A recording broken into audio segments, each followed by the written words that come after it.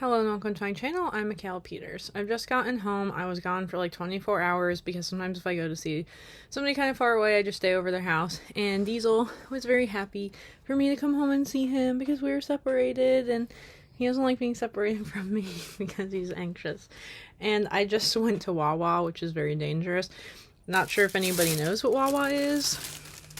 It's American Cancer. But yeah, so I don't do this often. I'm going to be clear on this. This had like whipped cream and stuff. This is a smoothie caramel cheesecake smoothie. This is like I'm in a treat myself kind of mood, and I just felt like it because I think. And then this is a mac and cheese with buffalo sauce on it. Like, this is very disgusting. I'm going to be honest in this, but they put a Wawa in near my house. This is the logo. Wawa is actually only existing in certain states. I think Florida has it. New Jersey has it. I feel like they have it in Maryland, but it's really interesting because when I used to drive south to, like, Texas, so southeast, like, as you start driving further into the south, there are all these things that it starts to change to be. So there's, like, Quick Trip, Love's. What other ones do they have? Like, all different ones. They just start being different things. It's basically like a gas station that also has like fast food in it. But yeah, just sometimes I like crave this kind of like really disgusting food if I'm like really tired, which is how I feel after driving. So the topic of today's video is going to be about protecting your energy. And I had actually thought about making this video like all throughout the week, and one person did email me one time and say like, you make these videos more so for yourself than for other people, and I'm not going to deny that sometimes that's actually true. But I think especially after driving so much, and right now I've just been feeling very low energy. We're winter time right now, height seasonal depression, peak of seasonal depression. But not even that. I think right now with all this like moving out stuff I've been talking about, it's really occupying a very large, stressed out space in my brain, and it's like really robbing me of a lot of energy. And I have a lot of things I want to get done this month, and I'm trying to see a lot of people I haven't seen in a while, and I feel very strongly about, like, there's this whole Bible principle, let your yes mean yes and your no mean no. So just because I don't feel like hanging out with somebody doesn't mean I'm gonna not do it. Like, right now, it's not necessarily like I don't want to see people, it's just that, like, I'm so tired that I'm starting to regret that I scheduled so much stuff, even though, like, realistically, it's not, like, so much stuff, and some of these people I'm seeing I legitimately have not seen in, like, a year or so. Yeah, let's say a year. Like, some of them it's definitely been a year or more. So it's not like I regret like maintaining these friendships and these interactions because I like value my friendships with people, but I'm also just like, I always say I put people on the very wide friend rotation because I really just have so many friends that like I keep in touch with, and I really only have like a handful of like best friends at this point I interact with, which one of them is like my best friend who lives in another state, and then the other one's probably my mom.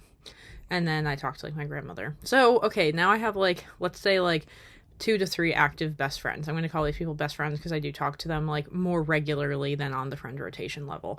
But I think, I remember having this conversation with this Finnish woman who was explaining to me that, like, interacting with people, like, it is still an energy exchange, and when you're giving people your energy, like, it can be taken away, or you can get more of it. Like, and this is actually what I was explaining on the Russian side of my channel, is that when I'm meeting somebody for the first time and I have no idea how it's going to go, it can be kind of anxiety-inducing for me, because I can either leave the interaction feeling, like, better, worse, or neutral in terms of, like, an energy scale. So yeah, and or sometimes, yeah. So better, worse, or like no change, right? And so one of the things that takes a lot of energy on me is driving. I will almost very regularly avoid activities that require driving. And like, again, I will sometimes make the sacrifice if I haven't seen somebody in a long time, but one of the harder things about this, and I talk about this in the 5 Steps to Financial Freedom video, is like, now that I do have this big expense of like moving out coming up, I'm really hesitant to like go leave the house and spend money. Like, that's really how it's starting to get. Yeah, this whole lighting thing is weird, even though it's still light outside. Okay, whatever. So moving along with this, I think that, like, one of the things, okay, so driving is one thing. I really hate driving. It takes a lot of energy out of me. And if I've been committed to something like a month in advance and it gets sprung upon me last minute, I'm probably going to say no. And it is very much so, like, I've been in this, like, conserving energy, conserving money kind of mode. And I started thinking about how all the friendship issues I had in Finland where people were getting really close to me because they literally were physically in closer proximity to me. Like, I don't have that issue here because everybody's so spread out, like, physically, like, it's hard to, like, be that close to somebody, like, in that proximity kind of way. And I started thinking about how I do spend some time out of the house to, like, conserve my energy, and that's probably why I travel so much. And now that I'm moving out, it feels like the grand thing that's finally going to, like, restore my energy equilibrium. And with that, I don't feel like I need to keep traveling to keep running away, because I'm going to be pretty transparent in admitting that, like, traveling has been, like, a coping mechanism for me living at home, because living at home is hard. Why have I lived at home? Because yes, I do like to travel, and traveling costs money, but also, like, the financial component. And then there was also, like, to be very clear on this, like, I did get a lot of money from the US government. So again, thank you all you taxpayers and your tax dollars for supporting me to go learn Russian in other countries, because that's what they did. Like, that was really cool, and I really appreciate that I had those opportunities. But, like, I think people sometimes forget that, like, my traveling has been very, like, academic based and, like, not so, like, fun based all the time. I've probably done more fun traveling recently since I've started working remotely, because, like, I am consistently making money while I'm traveling, but at the same time, this is something that's also beginning to, like, you know, wear my energy down, because trying to, like, work a full-time job and travel at the same time, it's really, like, a very large cognitive load. And this is kind of why I'm getting to a point where, like, I'm hoping to discontinue traveling for probably the remainder of this year after I come back for my next 3 planned trips. And I really do have hopes of probably immigrating to Finland at some point next year.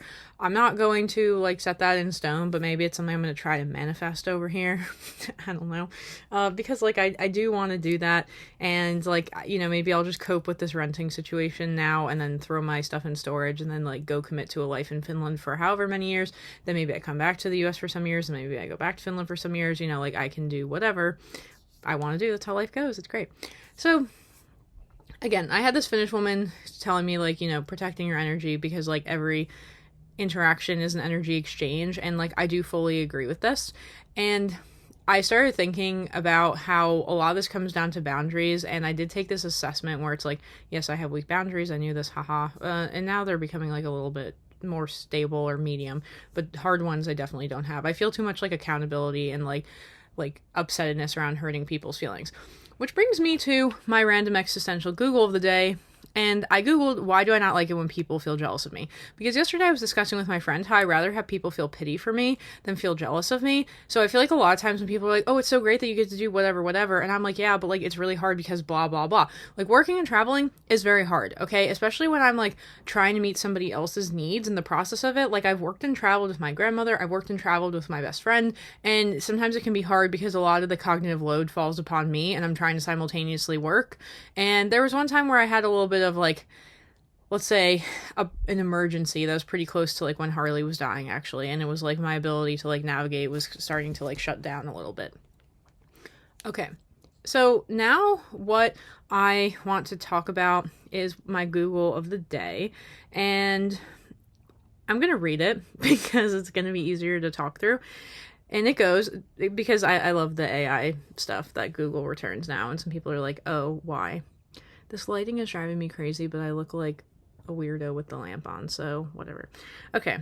Discomfort around others' jealousy towards you often stems from a combination of feeling like you're causing negativity or discomfort for someone else. So let's stop there. This is true. Based on whatever the heck is wrong with me in a mental illness way, whether we want to subscribe to the personality disorder ideology or not, I do feel other people's energy, and it makes me exhausted. So going back to this idea of protecting my energy, I really do have to limit the amount of time that I end up spending around other people, because I get very tired when I can feel people's energy, especially when it's from something like this, that I am literally making somebody upset just by, like, who I am. And it's like, I'm not gonna, like, stop being who I am just because one person's upset, obviously, but I still pick up on that and I still feel it, and it still negatively affects me, and it, like, hurts me physically, okay? So, or you feel a sense of guilt or unease about your success.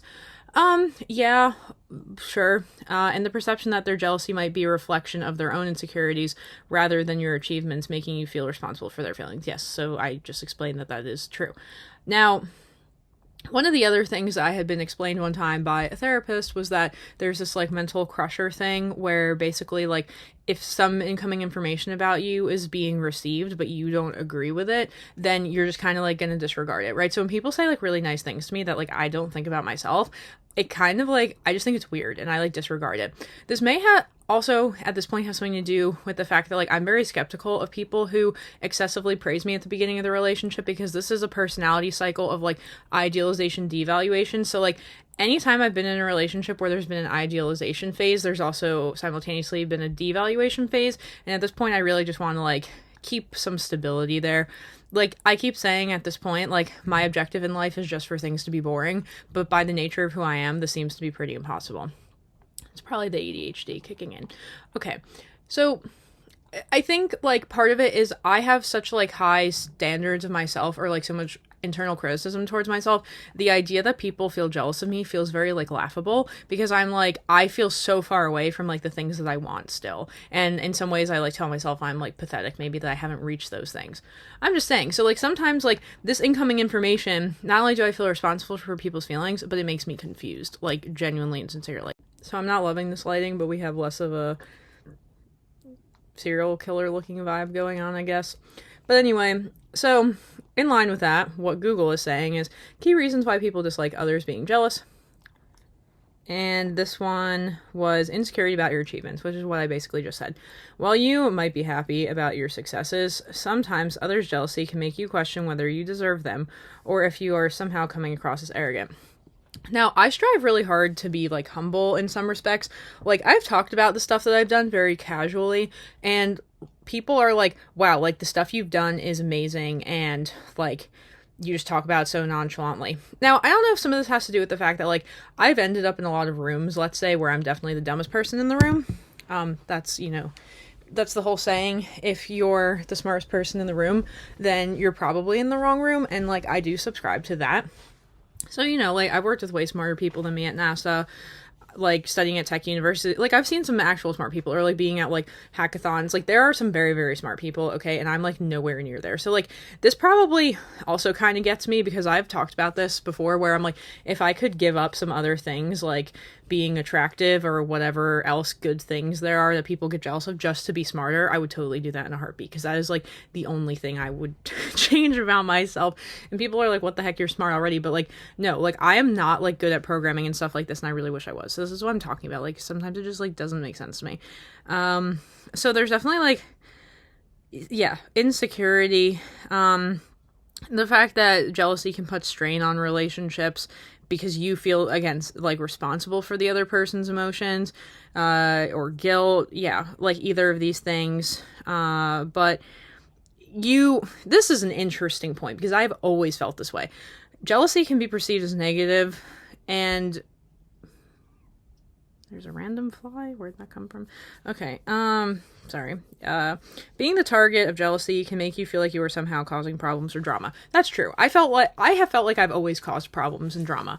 And I think that's why at this point I try very hard to have, like, stricter faraway boundaries from people, because it just seems like this naturally happens to me. And it's like, yeah, it can be things like people don't like me because I don't even care why. Okay. Like, maybe it's part of the stuff I just read, but right now, I'm trying to get to this point where it's like, I don't care what other people think about me. And again, there's, like, a healthy amount of caring what people think about you, because we were, at the beginning of time, like, more, like, tribalistic creatures, and, like, you needed the support of, like, the collective in order to, yes, ensure your survival. We're not really at that point anymore, and I'm just trying to get to a point, especially with my family, where I'm just more assertive of, like, I know you may want me to do this, but I don't want to, so I'm not doing it. Like, the fact that I have an apartment in Finland, that was, like, probably one of the only decisions in my life that I made without consulting, like, very many people. I don't often do that. And, my mom is, like, really upset that I made that decision, and part of me, actually, yeah, one of my friends in Finland one time was telling me that the issue is probably my family just doesn't want me to leave them. Sucks, but I always am like, I'm working so much here and I barely see my family, so why don't I come back for vacation and, like, actually see people, and then I can just, like, work over there or wherever. So this is also, like, rough. And then I keep saying too, like, if I'm gonna move somewhere, I'm gonna move out of the US because I don't even like being here, and the reason I'm here is for my family. So I do feel like a sense of like guilt, responsibility, whatever, these kinds of emotions for my family. It's something I'm trying to actively work on. One of the things I was talking to my current therapist about recently is that, like, you know, if I go back to Finland and, you know, maybe I'm going to struggle because I don't have my family there, like, you know, because you can rely on your family oftentimes more than friends. But I'm like, I have a lot of friends and, like, people like me, so, like, I'm sure I'll be fine. And my therapist is like, wow, that's the first time you said something like that about yourself. And I was like, what does that mean? And she's like, oh, it means you're making progress. And I was like, all right, that's pretty cool. All right, kudos to me, I guess. That one I'm actually going to say that's good job to me because, why? Because that one feels deserved. That doesn't feel like, I think, like, yeah, I mean, a lot of people who work at NASA, whatever, have imposter syndrome. Like, I'm not going to deny that that's definitely a thing, right? And again, this goes back to, if you want more of an analysis on this, you can watch my video about why high achievers struggle with low self-worth, because that is definitely a thing. So, like, again, I just want people who are, like, on the side of, like, jealousy to think about, like, you need to understand what's driving this behavior. And a lot of times it's because the person already feels bad about themselves. So, like, you being jealous of them is not helping them not feel bad about themselves, because, yes, I don't like feeling responsible for other people being jealous of me. And again, this is something I struggle with more in the US because I really just feel like people are more competitive here. People are just, like, more into the business of what other people are doing. And I don't know, like, this is not a thing in Finland, you know, like, people just really mind their own business there. I don't even know. Yeah, so this is something that kind of, like, again, makes me tired of being in the US. So, I'm trying to get better now with, like, you know, people are like, you should. There's a lot of you shoulds here, and it really makes me tired. And it's like, you know, I'm not gonna listen to your you should because I don't want to, because I don't want to. I don't even care what it is. Like, I don't know, like, right now my stepmom's like, you should exercise every day. And I'm like, right now I don't want to. Normally I do, but then just right now I'm just tired. So, like, there's a lot of these things, and it's just getting to a point where you can, like, I've been trying to explain, like, recently I've just been getting better at, like, standing up for myself, or, like, I'm like, I don't care who you are or how long you've been in my life. You start treating me badly, I'm not engaging with it. Like, and yeah, I think standing up for yourself and defending yourself is important. And I wish this was a skill that we, like, actually taught children. That would be cool. Why don't we teach kids emotional intelligence in school? Can I start a movement for that? That would be nice. I highly doubt it, though. I'm not an educator like that. But yeah, so, like, I do think protecting your energy is important. And then kind of learning to, like, unapologetically say no. And this is also really hard for me because a lot of times I just, you know, want to make other people happy, like the whole people pleaser thing, and I feel like my, like, self-worth is relying upon, like, making other people happy, but it's not. And it's, like, not to look at this selfishly, it's just the whole, you have to think about it in terms of, like, you cannot help other people, you cannot, like, take care of other people unless you take care of yourself first. So, like, I'm starting to look at it more from this perspective of just, like, getting what I need to feel whole, so that when I do go have interactions with people, they're less draining both for me and for them. And again, a lot of this just comes down to setting boundaries around, like, my time, my energy. Like, working full time is very exhausting. There are plenty of people, friends who I have, who start working full time and then, like, fall off the map because, like, yes, it's hard, okay, or it's draining, or whatever you want to call it. One of the boundaries I'm getting to right now, especially because I'm moving out, it's like, I'm probably one of the only people that I know who, like, travels very extensive distances to see their friends. And while that's really cool, and I'm very blessed that I've been able to do that for years, I'm getting to a point where that is no longer feasible, viable, whatever, like, makes sense financially, like, is an option. Like, it's not going to keep happening, okay? And so now I'm having to get to a point where it's like, people keep inviting me, but I have to, like, now start saying no, because I can't sustain it in so many ways. Like, I can't sustain it physically, like, it's, like, just taking a toll on my body, I think, or something. Like, you know, traveling is really hard on your body. It makes you dehydrate, it makes you swell, like, it's really, like, it sucks, okay? Yeah, like, jumping time zones, it's hard, like, you know, like, having to pack, like, there's just, again, there's, like, this cognitive load with the amount of planning that goes into it, and I'm like, most people feel comfortable in, like, just being in their own house. Like, I am no different, okay? Like, I do like sometimes the variety that traveling brings, but I'm just getting to a point where, again, like, my energy is needing to get more conserved to, like, reach certain goals. Like, home ownership, right, is, like, my biggest goal right now, and if that means I have to start saying no to other people so I can take care of, like, this need and this desire and this, like, safety that I will feel when I have my own place to live that is, like, mine, then, like, so be it. This is just, like, a decision I'm gonna have to make. Like, we all have to make decisions in life, and this is just how it is. So, Yeah, I guess this is kind of what I'm getting at is like just learning to say no, which for my whole life has been very hard, and just like learning to stick up for myself and call people out when I think they're being rude to me or telling them I don't like their behavior. This is a lot harder, and this is still something that I'm trying to like, you know, get at. And a lot of times I just try to respond to like the question behind it, and then if they want to start arguing, like I'm not going to engage. Like I told you the answer. If you don't like the answer, then I don't have a different one for you. Sorry. So sometimes reminding yourself that adults are just overgrown children. No, I do need to do that from time to time. But yeah, so what I'm trying to get at is like a lot of my protecting my energy at this point is around, again, like safety and security with housing. And I get it, it's like security and safety, they're illusions. Yes, I don't disagree with you, but again, like let's go back to the fact that at the end of the day, everybody still has to like take care of themselves, support themselves, have a place to live. And it's just like, this is the biggest cause of anxiety in my life right now. This is like all I can focus on, because probably the autism thing. And this is just what I'm going to like have to deal with. And I have to start making adjustments and yeah, really like adjustments in my life and like how I interact with people and all of this to like conserve the energy to be able to reach the goals that I want. And this is no like new thing for me, okay? Like I have actually like done this my entire life, right? Like I had really good grades because I said no. I had a lot of scholarship money because I said no. I had a lot of like, again, your tax dollars paying for me to study Russian in other countries because I said no. Okay, so like there was already a time in my life where I prioritized, like, I don't even want to call it my secular success, but like, you know, getting this money to do these things that I wanted to do. And so this is kind of the thing I think people like, and this is a thing actually that was about this jealousy thing that like it was talking about like focusing on the effort and the process of getting where you got rather than just like the outcome of it. Like this kind of helps diffuse the jealousy in a way. So like really like I have made like great sacrifices in like so many different ways. Like I a lot of times do not enjoy my life in the US like in the traditional sense, right? Like I'm not usually like treating myself like this on a normal basis. Like that's not happening, okay?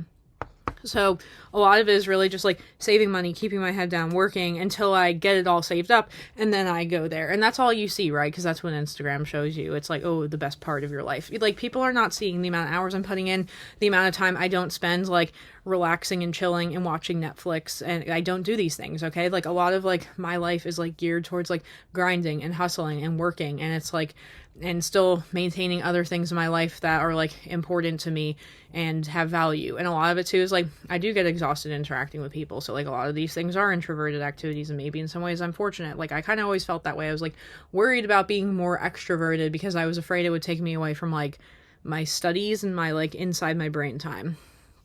So yeah, and in Finland, again, there was not really a financial impetus. Like I had a set amount of money, like that was going to get me through that program. And I did this in Kyrgyzstan too, same situation. And I was just focusing on my studies. My studies were pretty easy. So at that point I started focusing on relationships and like figuring those out. And then I kind of went back to the ideology that I had adopted a long time ago, which was basically that if I focus less on my relationships and I focus more on just like achieving things, the relationships will kind of naturally fall into place. So again, this is because I do believe that work for me sets a sort of like natural boundary around like not being able to interact with people so much. And this for me is really helpful in terms of feeling stable, really. Like that's the best way I can put it. So again, for me, it's like I know what protecting my energy looks like in terms of like working, in terms of like balancing, like, you know, let's say exercising normally and like just taking care of the things I need to take care of, like, you know, doing my laundry, making sure like things are like in order before I go out, because otherwise it's going to stress me out, like some of this stuff, right? So I don't know. It's like, yeah, while it looks really cool to travel the world, and it is cool, like I wish that like I could get across to people more of like the sacrifice that's been involved in like being able to do that. And yes, there's definitely a level of like privilege and you know, like fortunateness or whatever you want to call it, like opportunity that I've had to do it. Like I'm very lucky that I've gotten to live at home for as long as I have, that my dad was very supportive of me going to college, that he like really pushed for that, and that he was okay every time I was like, hey, I want to extend my education because Russian's really important to me, or I want to extend my education because I want to get a Fulbright scholarship because that's important to me.